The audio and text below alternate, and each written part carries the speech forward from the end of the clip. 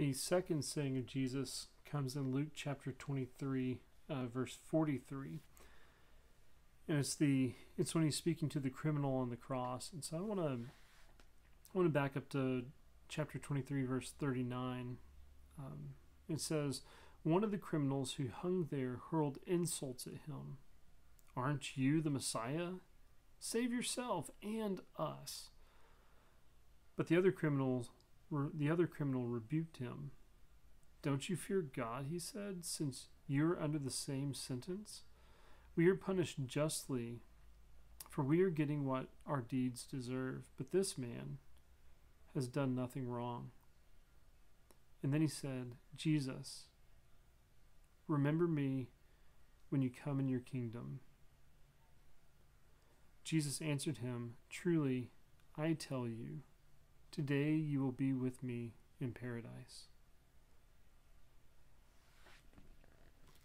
The things that stand out to me in this passage are, even at the end of Jesus' life, he does not lose his sense of mission, that he came to bring reconciliation and to bring salvation, to bring joy and hope to the world, and that even in amongst his greatest suffering, both physical and spiritual, he still looks at the other criminal on the cross and says, "Hey, today you will be with me in paradise." And it's just simple as that.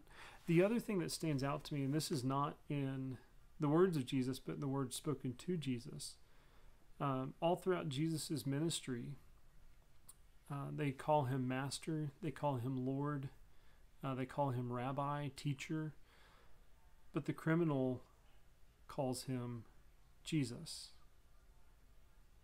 And the reason that strikes me today is when you have a relationship with someone, you call them by their name.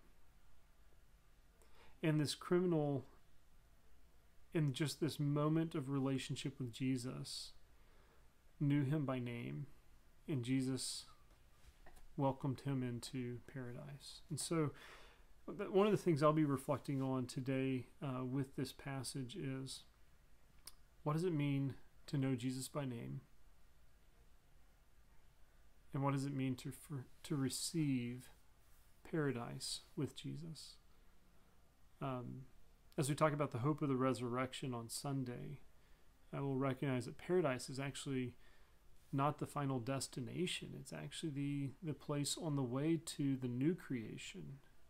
And so the new creation to come is even greater than paradise that Jesus takes him to. But we'll talk more about that on Sunday. So my questions for you today is, what does it mean to stay on your mission? You know, God has given you a clear mission to bring reconciliation to the world. That's 2 Corinthians chapter 5. You've been called to bring unity of all things under Christ. You know, it's Ephesians chapter 1, verse 10. And I could go on and on with all these passages. You've been given a clear mission in this world, and that is to embody the peace that is from God for a world that's in chaos. So what does it look like for you to not stray from that mission? Even amongst all this suffering, what does it look like for you to stick with that mission to bring peace to the world?